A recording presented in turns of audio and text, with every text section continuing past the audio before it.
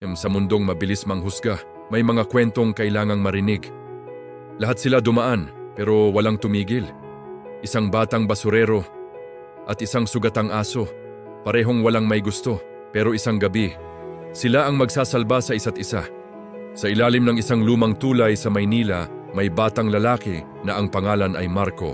11 taong gulang pa lamang siya, pero ang kanyang mga mata, parang matagal nang pagod sa mundo, wala na siyang magulang. Iniwan sila ng kanyang ama noon, at nang magkasakit ang kanyang ina, wala silang pera para sa ospital. Isang umaga, hindi na nagising ang kanyang nanay. Simula noon, sa ilalim ng tulay na iyon, siya natutulog. Sa karton, sa tabi ng ilog na may halong basura at putik. Araw-araw, namumulot siya ng bote at lata. Hindi para sa laruan, hindi para sa cellphone, kundi para may maipangkain sa maghapon. Minsan, tinatawag siyang batang grasa. Minsan tinutulak, minsan hindi pinapansin. Sanay na siya, hanggang sa isang gabi. Umulan ng malakas ang hangin. Basang-basa ang karton niyang hinihigaan, at doon niya narinig ang mahinang ungol. Arf! Arf! Sumilip siya sa ilalim ng sirang kariton, isang aso. Payat. Basang-basa, may sugat ang paa at nanginginig sa lamig. Lumapit siya.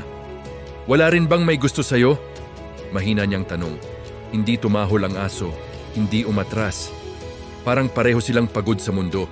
Pinangalanan niya itong Bantay. Kung may tinapay si Marco, hati sila. Kung wala, tubig muna. Sa gabi, magkatabi silang natutulog. Ang katawan ni Bantay ang nagsisilbing kumot niya sa lamig. Sa unang pagkakataon, hindi na siya nag-iisa. Tuwing may batang nangaasar kay Marco, tatayo si Bantay sa harap niya. Hindi siya kumakagat, pero hindi rin siya umaatras. Parang sinasabi niya, hindi na siya nag-iisa. Isang gabi, may grupo ng kabataang lasing ang dumaan. Hoy! Batang grasa! Sigaw nila. Kinuha ang sako niya, ibinuhos ang laman. Tinulak siya sa putikan. Natawa sila. Bago pa makalapit si Marco, sumugod si Bantay. Tinadyakan siya ng isa. Umingit ang aso, pero hindi umatras. Hanggang sa nagsawa ang mga ito at umalis. Yakap ni Marco ang aso.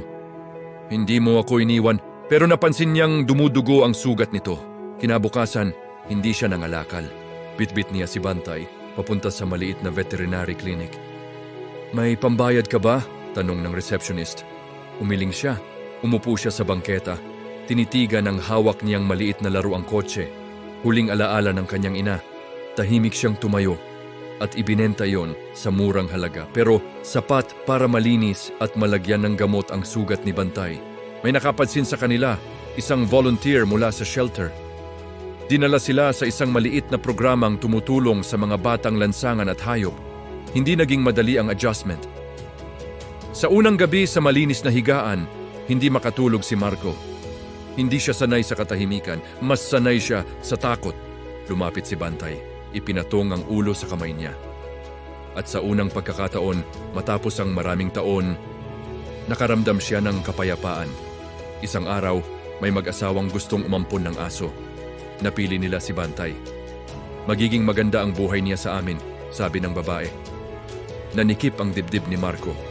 Kung kukunin siya, magiging mas maayos ang buhay nito. Lumuhod siya sa harap ng aso. Kung mas gaganda ang buhay mo, papayag ako.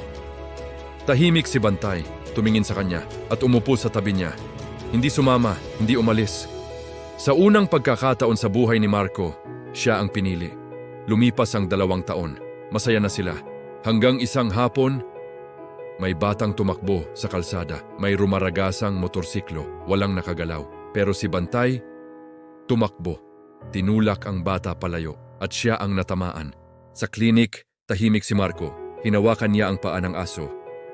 Kung kailangan mong magpahinga, okay lang, salamat. Kasi pinili mo akong mahalin.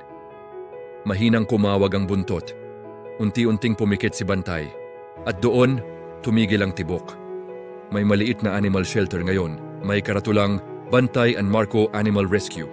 Sa likod nito, may simpleng bato sa ilalim ng puno.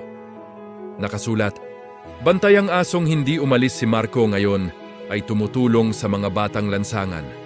At sa bawat batang umiiyak, sinasabi niya, may isang aso na pinili akong mahalin. kahit wala akong maibigay.